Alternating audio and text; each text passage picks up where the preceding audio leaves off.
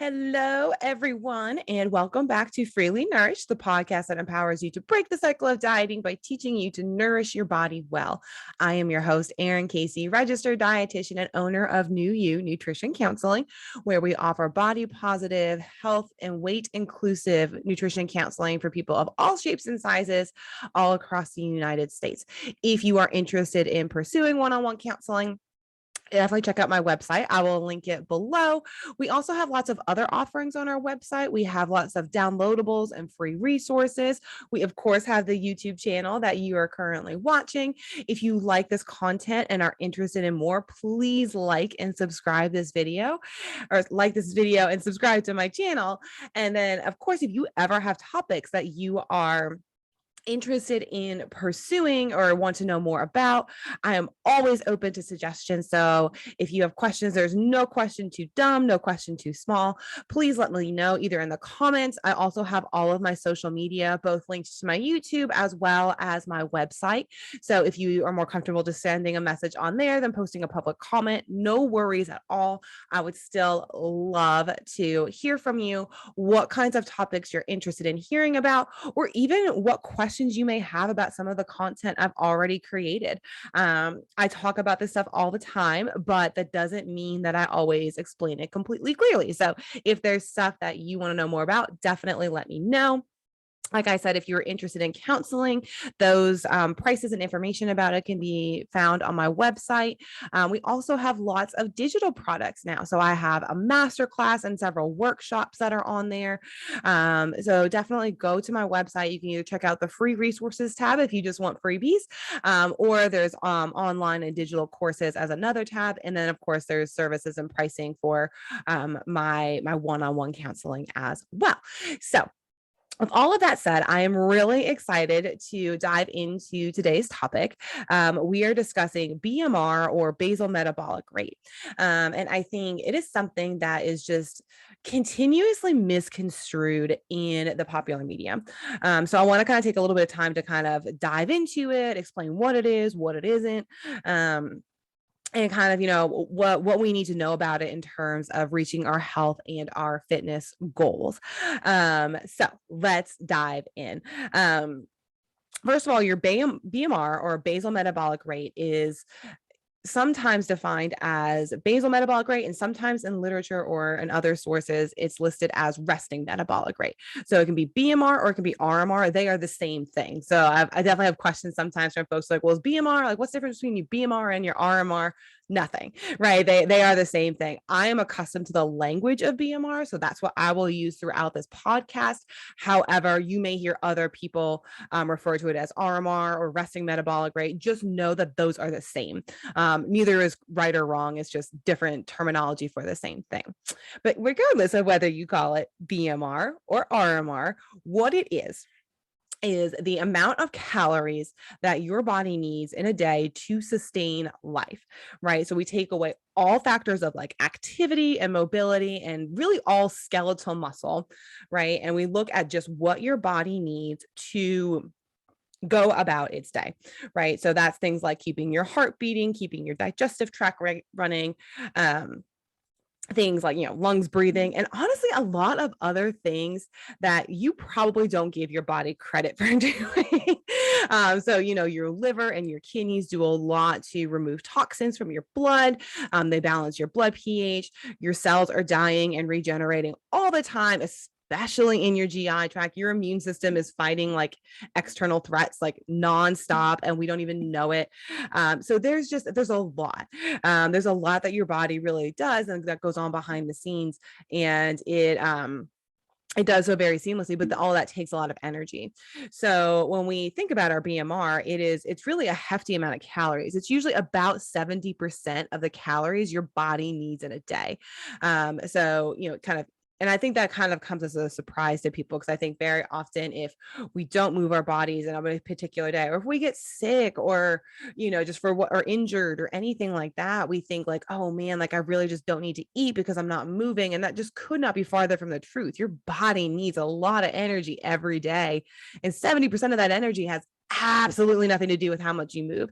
And even, exercise is one thing, but most of us are mobile kind of throughout our day. Even if you have a sedentary job, you're walking to your car, you're going to the grocery store, you're moving about your house, cleaning things or cooking or whatever. So, I mean, like, you are mobile, like all of that does still burn energy, even if it's not like dedicated exercise. So I want to be really clear that your BMR or your RMR, same thing again.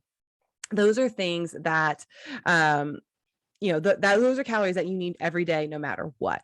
And for that reason, I'll get more into this later, but for that reason, it's really important not to eat below whatever that number is. I'll go through how to calculate it in just a second.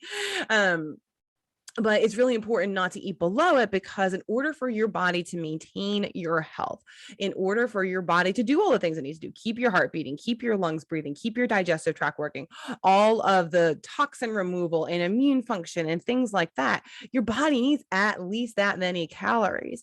Now, we start talking about things like a calorie deficit or surplus in some cases. So a lot of people, depending on where they are in their health and their wellness, some people want to gain weight, some people want to lose weight, right?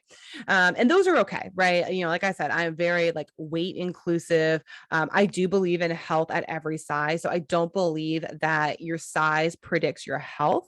But what I will say is that if you want to change your body, there is a right way and a wrong way to go about it, right? So things that impact that BMR are your age, your height, your weight, and your skeletal, or like your muscle mass, or your fat-free mass. We'll call it that.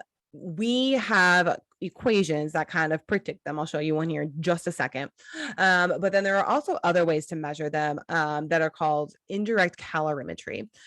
Indirect calorimetry, I'll actually pull up a photo for you guys here just so you can see. But it is basically, it can be a couple of things. One, it can be just like a tube that you breathe into for a couple of minutes, or the fancier ones have kind of like a little like helmet type thing.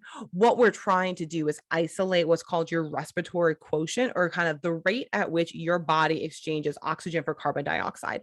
It is a lot to explain the biochemistry behind why that is predictive, but long story short, it's a really, really accurate way of predicting, kind of just at rest in an average minute, how much your body needs just to be, right? And that doesn't predict just like your lung function, or even just like your heart and lung function. It predicts everything.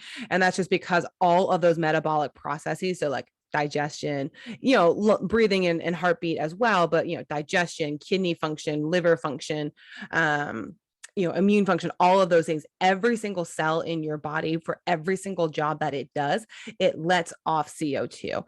And for every single job that it does, for the most part, skeletal muscle is slightly different, but all of the other cells require oxygen. So the rate at which your body is consuming oxygen and then putting off CO2 is a very good way to actually determine how much energy it's using. So let me pull up. I'm sorry, if I was a better dietitian, I would have had this prepped up ahead of time, but just so you can kind of get an idea of kind of what the images look like. So in a hospital setting, this is kind of something of what we would be looking at. Let me share my screen here with you.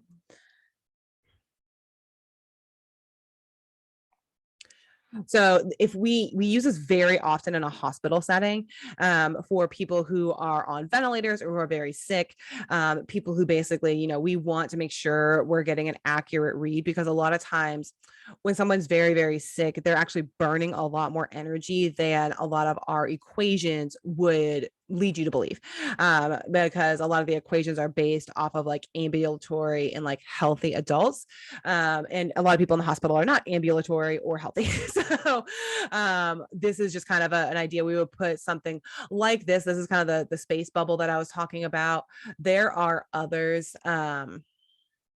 Let's see, trying to find one. There's some, this is kind of similar. If it will load, but basically you can also have this with just the tube, not the whole helmet. So you would basically just be breathing into this tube without the helmet on top of it. But either way, I mean, both are fairly accurate. Obviously the helmet's a little bit more accurate because you're isolating more, but Both are very, very accurate. We use the helmet in people who are, maybe sedated or something like that in the hospital, just because they can't hold their mouth open enough to like breathe into the tube. If they are on a ventilator, the ventilator can measure this for us. And then obviously we have the helmet fix as well. For ambulatory people, we have equations. So let me pull up. I'm going to type in my own information and kind of show you guys how I calculate them. So there are a couple of different ways to calculate your BMR. I prefer this one. It's an equation called the Mifflin-St. Jeor equation. But if you just type in like a BMR calculator into Google, like this will probably pull up. So you type in your metrics. So I am 35, I'm 5'6" and about 200 pounds. And then you just click calculate. And my BMR is about 1,600 calories. And as you can see, over here on the kind of right below that big 1,600 calories, that's my BMR. So that's kind of that like resting metabolic rate of calories I need at a minimum every single day. And then we start to account for our activity level. So this is where, if you are trying to do something like a calorie deficit or a surplus, this is actually what you base that off of. So this is basically your BMR multiplied by an activity factor. An activity factor is anything, it basically increases your BMR from like 20 to 60%, depending on how active you are. And that gives you a number that's called your total energy expenditure, or TEE. So it's basically accounting for your resting metabolic rate, which is, what you need at rest, no movement accounted for. So it's kind of like your bare minimum. And that usually, your BMR is usually about 70% of your calories per day. And then the other 30% is where this total energy expenditure comes into play. That is, the calories you burn from activities. And like I said, activity doesn't have to be exercise, right? Obviously exercise is going to increase it. But it doesn't, most of us move throughout our day anyway. And as you can see, there's different levels, right? So there's sedentary, there's, small amounts of exercise, large amounts of exercise, etc. So just to kind of give you an idea, I exercise about, I do about 4 times per week. And I would say that this 2,300 is probably about right. So what this is saying is that I need about 2,372 calories to maintain my current weight at my current activity level. Now, when we think about creating a calorie deficit, we can do 2 things. One, you can increase your activity. So for me, this wouldn't be so appropriate, but let's just say I was somebody who's sedentary and did not exercise. So that means that I need 1,943 calories per day. Well, one thing I could do is start exercising more. That means that my body needs more, but if I don't feed it more, then I'm creating a deficit, if that makes sense. The other thing you can do is just calculate what you would be for maintenance. So again, for me, that's 2,372, roughly 2,400 calories, right?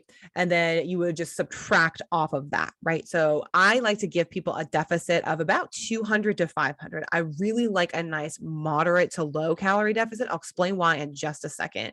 But, so you would take 2,400 and subtract, 2 to 500. So that's anywhere from like 1,900 to 2,200 calories would be my deficit range. Okay. Now, as you will note, that range is nowhere near my BMR. In fact, it's still above it. And that's really important when it comes to weight loss, and particularly fat loss. And that's kind of what we'll get into here in just a second. So I'm going to take the screen off so that you can see me.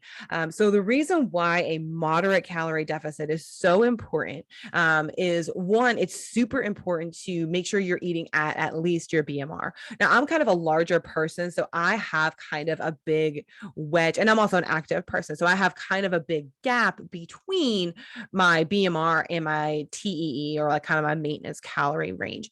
Not everybody does, right? If you are less active, you are obviously burning less calories per day in activity. So your maintenance goal and your BMR are actually going to be closer together.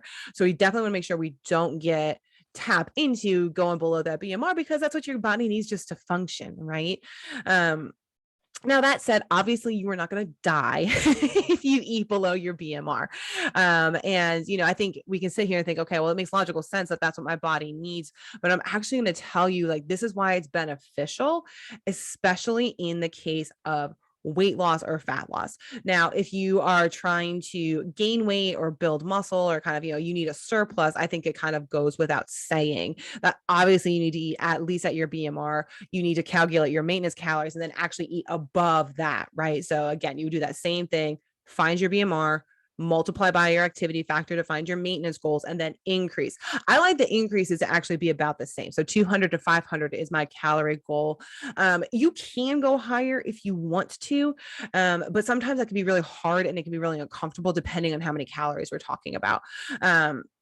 So kind of the rest of this is going to focus largely on fat loss and weight loss and kind of how your BMR gets warped in that process. But I want you to keep in mind that it does go both ways, right? You can both increase and decrease your BMR based on, it'll adjust itself based on like, your height and your weight and your activity factors. But I'm sorry, your height, your weight, and your age, not your activity factors, but activity factors do in fact impact it, as does your calorie intake. And that's what we'll get into kind of for the remainder of this. We're going to talk about it largely in the context of weight loss, like I said. But to that end, keep in mind that the same process happens in reverse when it comes to weight gain. Okay, so now that we've gone over kind of, what it is, why it's important, kind of what your basic calorie goals or calorie needs are, what happens when we are trying to lose weight. So I gave you, one reason why it's super important to eat at your BMR, and that is just because your body needs that many calories to stay healthy, right? To do its job and to live its life. But the other thing that I think a lot of people don't realize, and this is where it gets really icky, is undereating. So feeding yourself below your BMR actually lowers your BMR. So if your goal is weight loss, which is probably the one reason why people are restricting calories, if your goal is weight loss, a lot of times we think that the fewer calories I eat, the more weight I'm going to lose, or the faster I'm going to lose it. To an extent that stands, but there is a tipping point at which it becomes no longer beneficial. And I'm not even going to say beneficial because it's never beneficial. It's unhealthy, period. Hard stop. Eating below your BMR is never good. That said, it will produce weight loss to an extent. And after a certain point, the weight loss will stall. And most people have noticed this, right? This isn't news to anybody. What I'm here to tell you is kind of part anyway of why that happens. And a big part of it is your body will actually lower your BMR. So for example, I'm going to use myself as an example just because I'm comfortable sharing my own numbers. That said, keep in mind, I have done this with dozens of patients. I actually hooked them up to a metabolic cart, and we've compared their BMR as it is to what their, what's calculated to be and things like that. So as many of you know, I am currently, about 10 years into recovery for, if you are chronically eating below that BMR point, what your body actually will do is it conserves resources. I like to think of it as kind of like a generator system when the power goes out. So, here in Kentucky, we don't have that many storms, but I grew up on the coast, right? So in the coast, there's lots of hurricanes and the power will go out for honestly weeks at a time following a big storm, just because like it takes some time to get to it. And that may sound awful if you're not from an area where that's common, but honestly, it's very common there. So everybody has a generator. They have a generator for their house. And if you don't have a generator for your house, you still know what a generator is, right? Like you may have one at work, major buildings, hospitals, etc.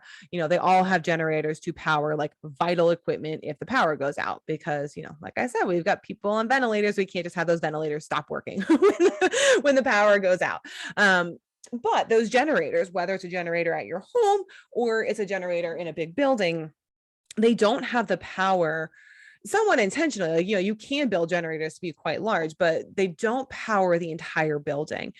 So if it's in your house, a lot of times your generator will power like, usually like your heating and cooling system, your water pump, definitely a few lights, maybe like the TV, but not all of your lights are going to turn on when you're running on generator power, simply because one, either the generator is not big enough to handle it, or you just don't want to burn the precious resources that, you're having to put in the generator, which is typically gas. Same goes for a hospital, right? Like not all of the things in the hospital turn back on. We'll turn on a couple of lights, definitely all the critical, like medical equipment, right? But not all the lights are going to come on. The kitchen may not be fully functional, things like that. So basically we're kind of operating on like a skeleton crew in terms of energy output. And we're just doing the best that we can. Your body does the same thing. So when you underfeed it, again, I always go back to this. Human bodies were evolved over millennia of feast and famine, right? So there are periods of famine where input was scarce and our body had to adapt to not having very much food around and survive, right? And all of us are standing here today because we had ancestors that adapted to that, where others perished, right? Other people did not make it, but our ancestors survived, and that's why we're here now. In our society today, fortunately, that's not really much of a concern. Most of us have plenty to eat, and that's never an issue. But our bodies don't know that, and they haven't adapted to accommodate that, simply because it's really only been the last 100 years or so that food has been really abundant compared to millennia of human evolution. That's a relatively short period of time, right? So when we think about our BMR and kind of these conservation, so conservation mode, first of all, does exist. That a lot of people in the fitness world will say, oh, starvation mode or conservation mode or whatever doesn't exist. Yes, it does. We have lots of data that show that it does. I've got a couple here that I can kind of speak to, but I mean, this is a phenomenon that was first identified in like 1995. So it definitely exists. I will say I have not seen a medical professional that's debated that, but I've definitely seen fitness influencers who have. So I'll put a couple of studies in the show notes for you to kind of look through.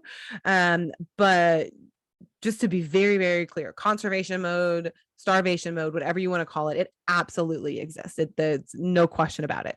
And it's not a new phenomenon. It's something that's been replicated and well studied for, decades at this point. Sorry, I've got a bear over on the side who apparently having some bear dreams. But so we do know that, like, when it comes to weight loss, one of the things that can really get in people's way is this idea of their BMR actually down regulating or lowering itself. So, you guys saw, my BMR, it's it's about 1,600 calories currently. If I were to underfeed myself, and I see this all the time in my patients when I put them, I hook them up to an indirect calorimeter. I have access to one if that is something that you were interested in, and you're in the Kentucky area. By all means, let me know. I'm happy to either connect you with the people just so you can have the information, or if you want to work with me and we get the information, that's perfectly fine too. But anyway, so I will hook my patients up to an indirect calorimeter, because a lot of times I have patients who are eating, 1,200 calories or less. And if you've known anything about my content, it's that 1,200 calories is enough for a toddler. Everybody should be eating more than 1,200 calories per day. But that said, people are underfeeding themselves because they're going through diet cycles, et cetera. And so we'll take somebody who, like, just say someone who's my age, shape, and size, whatnot. Their BMR should be 1,600. A lot of times we'll see it down like 12, 1,300, if that. So basically what has happened is their BMR has lowered itself. And it does that, again, to protect you, because your body doesn't know that, hey, I'm trying to lose fat here. What your body knows is that, hey, food is scarce, right? Because you're intentionally underfeeding it, but your body doesn't know that. It developed mechanisms when food was scarce. No matter what, you couldn't do anything about it. It was just scarce. So it's trying to protect you. And it ends up, if your goal is fat loss, making it harder, because what that ultimately means is that your body is burning fewer calories in a day. And it also has a lot of bad health consequences, right? That kind of goes back to what we originally talked about what your BMR is and why it's important to eat at your BMR. It's not that your body is just now suddenly more efficient in doing all of the things that it needs to do in a day that take that, say, 1,600 calories. It's actually cutting corners. So a lot of things that maybe need to be done aren't being done. That's why a lot of people feel, really tired, lethargic, they maybe get sick all the time, things like that, because your body's it doesn't have the fuel it needs to run efficiently. There's nothing you can do really to safely decrease your BMR unless you lose a significant amount of weight over a long period of time. We'll talk about that later. But, generally speaking, your BMR should be what the calculated value is, or close to it. And if it's not, that's indicative that there's a small problem, and we need to kind of correct it. I will get into those corrections in just a second. That does get into reverse dieting, which we will talk about. But basically, we do scale it back up to the calculated value. So the answer is never, for right now, the answer is never to, okay, well, your BMR is putting out at say 1,200 calories per day. That means to lose weight, I need to eat 1,000 calories a day. No, that's not the answer. The answer is we need to get your actual BMR up to what the calculated value says it should be, because that's what your body really needs to run efficiently. I'll get into more on that in just a second.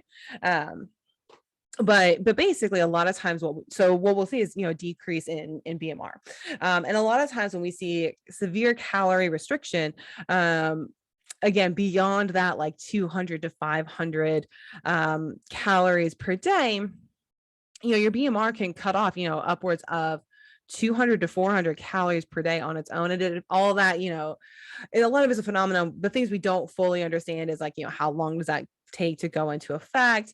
What happens if you yo-yo diet or binge and purge and things like that. And a lot of that's kind of still up in the air.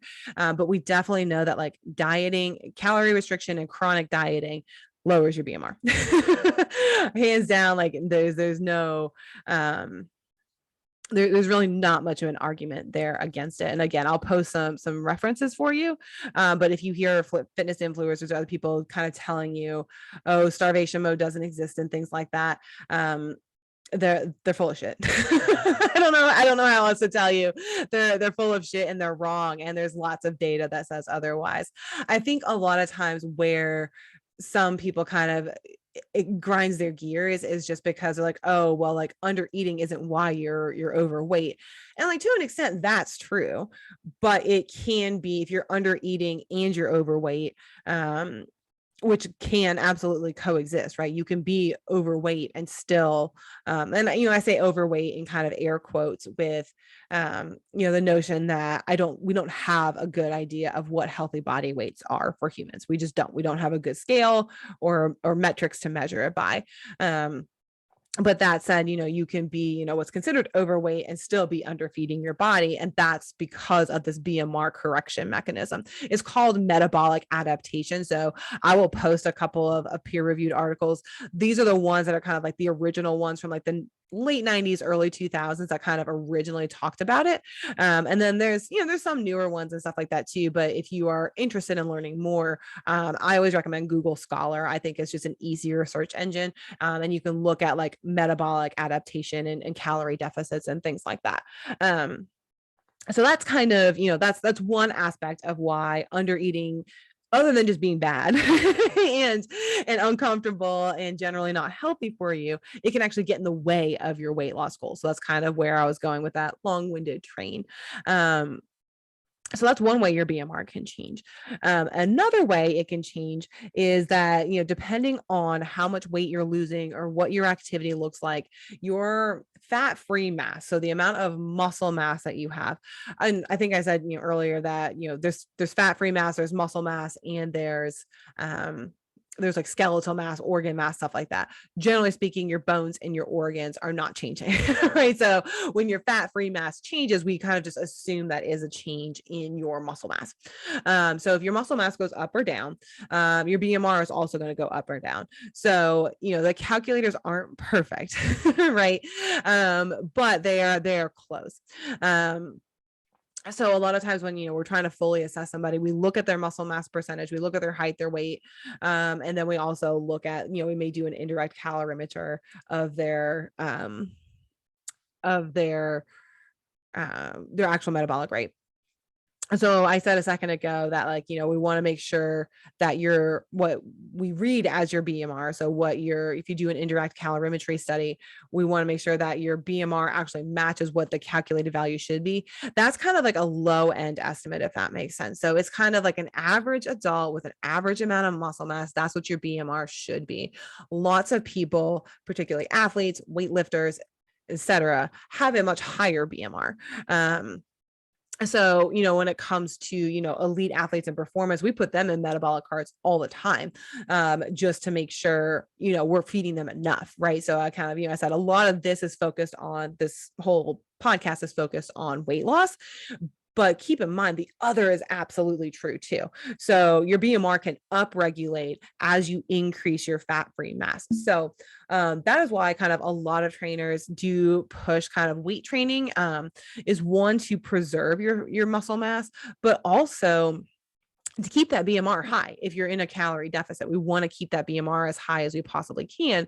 And one way to do that is exercise. It's how much it increases or decreases, things like that. It's going to vary person to person. It's going to depend on consistency, training type, etc. Like there's just so many variables that it's hard to determine. But basically what we do know is the more muscle mass you have, the higher your BMR is, independent of how much you weigh. So for example, I weigh about 200 pounds, and last time I had an assessment done, I was about 70-ish% muscle, or 70% fat-free mass and 30% fat. That was my last assessment done. So it's a hefty amount of muscle mass, but it's pretty average, right? So that's going to be about the same. My BMR, I would kind of take my calculation at face value. Now, you could take someone else who is, same height, weight, age, all that as me. Let's say that person is 85% muscle and only 15% fat. Not that that's better or worse, just like, let's just say, for instance, their BMR is probably going to be significantly higher than mine, just because they have proportionally, they have a lot more muscle that's doing a lot more at rest. Muscle tissue still burns calories even at rest. Same, the opposite is true too. If we have somebody who's 200 pounds, but let's say they are 60% muscle and 40% fat, they probably have a slightly lower BMR. It's probably not as drastic. So if somebody's, let's say 50-50, right, they probably have a pretty, significantly lower BMR than what might be calculated, just because they don't have a lot of muscle mass. So, why is this important, right? A lot of this kind of seems somewhat intuitive, but it's important. One, definitely for athletes, right? I think that's kind of one area that is super important. And definitely if you are someone who is trying to gain muscle mass, that comes into play too, that you want to, a lot of times using the BMR calculator, the activity factor and a surplus is enough. But keep in mind that as you are increasing in muscle mass, so kind of, it's something like 5 pounds, 10 pounds, it may not make a huge difference in your BMR. But if you start getting upwards of like 20 or 30 pounds of muscle added, it may exceed what the BMR calculator is telling you. So if it's kind of something of where like you're continually trying to gain and you feel like you're getting stuck, it might be a really good idea to get a metabolic cart study, or indirect calorimetry is what it's called. You can look and see if there are, again, I have resources in Kentucky that I can point you to, but, you can certainly ask, if you have a trainer or a doctor, or really anybody should be able to kind of point you to a place where you can get it done in your area. Generally they're pretty affordable, like $40 or something like that. So it's not, but it's one of those things, if you're really stuck, if generally speaking, the calculators work well. If you're really stuck, it might be a good idea to actually get the metabolic cart and see what's going on. So anyway, why is this important, right? So, so a lot of times when we go on diets, for the purposes of weight loss, we're restricting calories significantly. So that's going to lower our BMR in and of itself.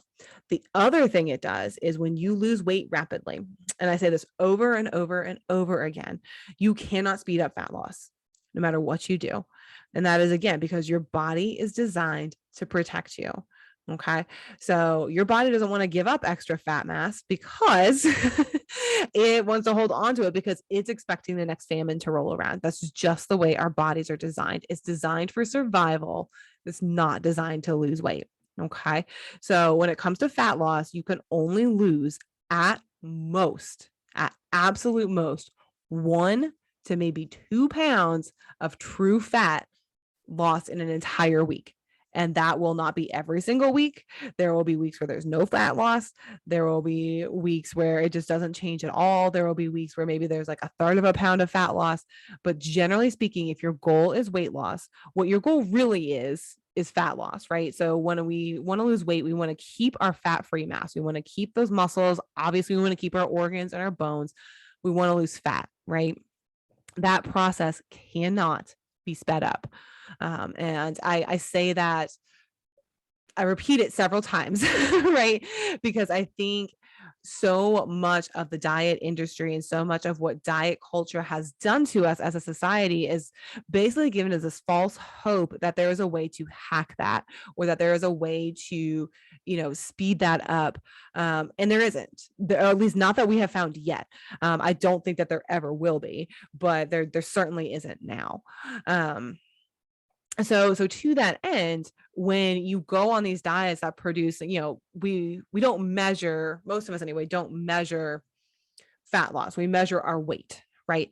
And when we see the scale trending down every week, we get really excited. We assume that means we're successful. But unfortunately, a lot of times what that means is if you're losing more than 1 or even 2 pounds a week, you're losing muscle mass.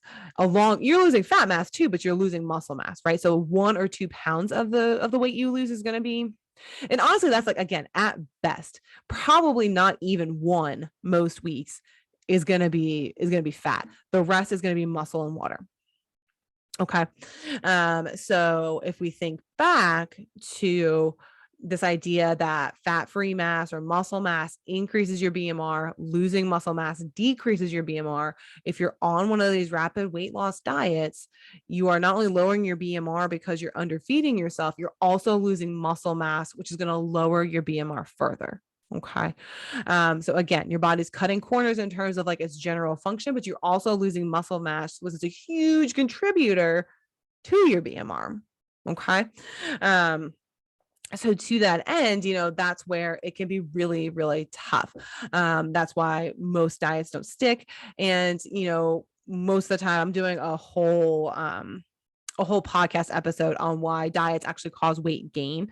But basically just kind of to briefly touch on some of that here.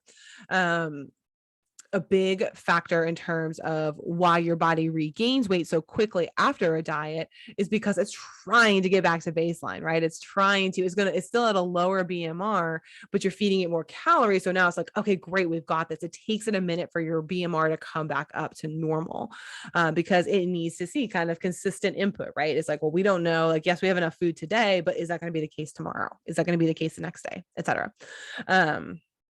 So when we think about, so I kind of told you all the reasons how we do this wrong, right? So underfeeding yourself, eating below your BMR, big no-no. Rapid weight loss, big no-no, because you're losing that muscle mass, which is so important for keeping up that BMR. So kind of what a lot of people in the research have kind of looked at is, okay, how do we produce a calorie deficit and maintain that fat-free mass? So that actually comes down to strength training. Strength training is a really, really big part of anyone who is trying to lose. And, I want to be explicitly clear that any way you choose to move your body in any fashion, any day, is great. If strength training is not for you, that is totally okay. But in terms of recommendations of things that can help prevent and offset this BMR compensation, strength training is a big one. And that is in large part because it helps preserve that fat-free mass, and in some cases can grow it. So that's one thing that's been, really evident in the literature. Again, I'll post a couple of studies, but strength training can be really advantageous. I think a lot of times when people think, okay, I'm trying to lose weight, I got to burn. So their brain automatically goes to cardio, which cardio is great. Cardio has a lot of benefits. It's good for your mental health. It's good for your cardiovascular health. And if it's just how you prefer to move, fine. There's no problem with cardio, but cardio does not help preserve that muscle mass, if that makes sense. So if you are, a lot of times, I'll have people kind of do a blend of both, but the weight training is really what's going to help you preserve that fat-free muscle mass. And to that end, it doesn't have to be like barbells and heavy weights and things like that. It can be machines at the gym. It can be like small dumbbells at home. It can be resistance bands. Anything that makes you intentionally flex a muscle is going to count as resistance training. And again, I'm not a trainer, but like I can tell you that much about it, right? And like I said, if weight training is just not for you, that's fine. But just know that you may be at a slight disadvantage just because you're probably not maintaining your muscle mass quite as well as somebody who is weight training. That said, you don't have to, right? If you don't want to. The big thing is just not eating below that BMR. And what do you do? I know I promised I would talk about it. If you have underfed yourself to the point where your BMR has lowered itself. A lot of times people want to say like, oh, like I've broken my metabolism and things like that. And like, no, you haven't broken your metabolism. Okay. Like your metabolism, again, like it evolved over millennia. Like it is pretty much unbreakable at this point. But in order for you to preserve your health, and if your goal is still fat loss, in order for you to lose fat, we have to get your actual BMR up to where your calculated BMR should be. And to do that, I typically go through a process of what's called reverse dieting. So reverse dieting is basically, it's a gradual calorie increase to basically promote that, that idea that, basically convince your body that like, hey, food is no longer scarce. You can go ahead and upregulate that BMR. So they downregulated it. It can go the other way. It's fine. Like I said, with athletes and other things, like all of this goes both ways, right? Like it can upregulate, it can downregulate. So if we want to intentionally upregulate it because it's been downregulated, what we do is I like to gradually increase calories. The number one driving factor, and this again is not always a popular opinion, but it's the truth, is that, it takes time. It takes time and it takes consistently eating at or above your BMR in order for your body to get the memo. And that's not sexy. It's not fun, but it's the truth. Okay. And what a lot of times what I like to do is just start people off. So let's say you're someone like me, your BMR should be 1,600 calories per day, but on average, you've been eating 1,200 calories, and that's about where your BMR is set currently. Well, I wouldn't make you go from, 1,200 to 1,600 overnight. That's kind of a big jump. So what I would probably recommend is let's do it in kind of smaller increments. So let's do it let's say right now you're at 1,200. Next week, let's eat at between 1,300 and 1,400 calories per day. And then, that may take us like 2 weeks to where you're consistently eating 1,400 calories. Then we make the next jump, right? Then it's between 1,500 to 1,600 calories per day. And then once you're kind of consistently eating at 1,600 calories per day, again, that's your BMR. That's like the bare minimum. You probably need more than that, even for fat loss. So then I would kind of scale you up to, let's say, so let's say you get to 1,600. Well, then let's scale you up to at least 1,800 and see how you do. Kind of, and those periods can take weeks. And I usually tell people it takes a good 2, sometimes even 3 months for your metabolism to kind of sort itself out. And a lot of times, like, that idea of eating, 1,400, 1,600, 1,800 calories sounds super simple, but when you're really only used to eating 1,200 calories, it can be a bit of a challenge. So it'll take 2 to 3 months of you consistently eating the calories I'm telling you to eat for your body to kind of reverse that process. If you're having days where that's harder, that's just going to slow down that process. It doesn't mean you're doing anything wrong. Doesn't mean you're going to fail. It just means that it's going to take a little bit longer just because your body hasn't had that consistency factor. So that's kind of it in a nutshell.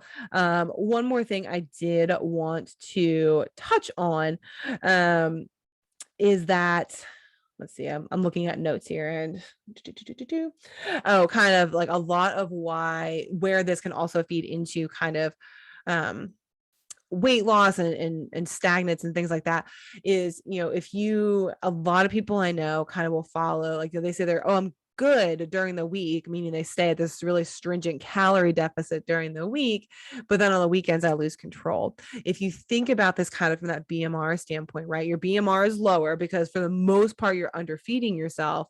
So, in the weekdays you may kind of, lose some water weight, but you're not really going to do a whole lot. And then when you overdo it on the weekends, that's when your body's just like, ooh, give me those calories. But it's not for a long enough period of time to correct that BMR compensation. So a lot of that can lead to, kind of the I call it a restrict binge cycle or binge restrict cycle. Where you under eat during the week and then go nuts on the weekends.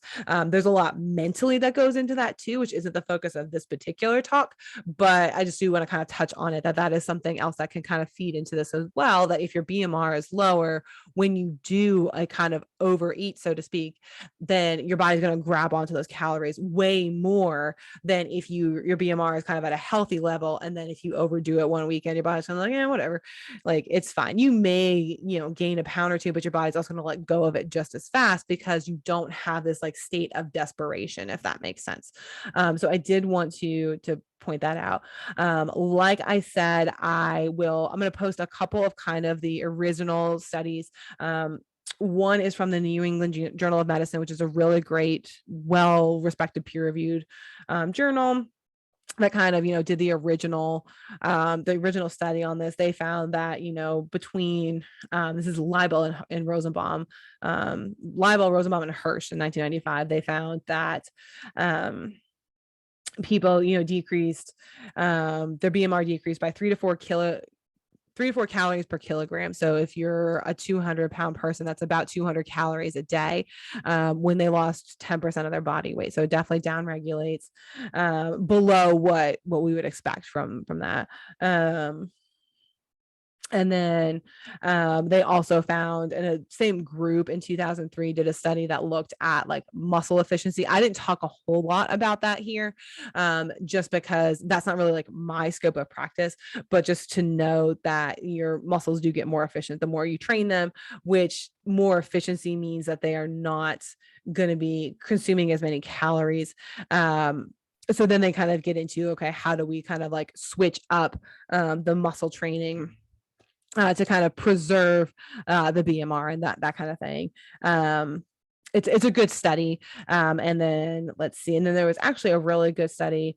Kevin Hall is someone who has kind of perpetually studied individuals who are on The Biggest Loser. So The Biggest Loser, if you're not familiar, was a TV show back in the 90s, I think, where they basically put people through this like extreme weight loss. And basically what Kevin Hall is like, that's a really good cohort of people who have gone through like an intense diet intervention. Like we didn't plan it out, but like, let's see what happens. And he's followed them for the last couple of decades. And he's found that, a lot of these people have, most of them have regained most of their weight. So I'll say that obviously their intervention didn't work because it wasn't sustainable. I think that's something we all kind of know without saying. But then a lot of them also still have these BMR deficits a while later. And it's kind of led to this, obviously these people aren't currently undergoing an intervention. So we're just monitoring what has happened to them later. But what is interesting, that's kind of what's prompted this discussion of like, okay, how do we bring the BMR back up? That's where a lot of the research that's what sparked a lot of the research anyway on reverse dieting. So even though Kevin Hall hasn't like directly done any of the work, he definitely kind of, spoke to the need of it. Because, if you don't reverse diet, if you don't intentionally correct your BMR, it will not correct itself. It will just stay where it is. So that's kind of where reverse dieting comes into play. So like I said, I will link all of that. I will certainly link all of my my social media, all of my website. So if you're interested in any kind of like free downloadable resources, there's definitely a couple of workshops. There's a couple of free workshops on there. There's a couple of paid for workshops on there. So anything that you guys are interested, I would love to hear from you. I'd love to hear your comments either on this video, or if you're more comfortable for you to either email me or message me on a social platform, that's perfectly fine. I check all of them all the time. I'd love to hear your thoughts, your questions. I know I kind of rambled for a while, but It's BMR is really complicated. So I tried to simplify it as much as I could. But I would love to hear, kind of what gaps I managed to leave and where you guys would like me to spend some more time. But that is it for today. So I hope you all have a wonderful day. Again, please like and subscribe. Share this video with your friends. I'd love to hear from you. Love to hear what comments you have. Oh, and I have a Patreon account now as well. I set it up with the intention of making this a true podcast. But if you are so inclined to make a donation, I would love that. I'll put the link in the show notes as well. But it's just a quick little, hey, thanks for doing so much research and explaining this to me. Again, I don't expect it, but it does take a lot of my time to put out free content. So any donations would be appreciated. All right, guys, that is it for today. Have a wonderful rest of your day, and I will talk to you soon.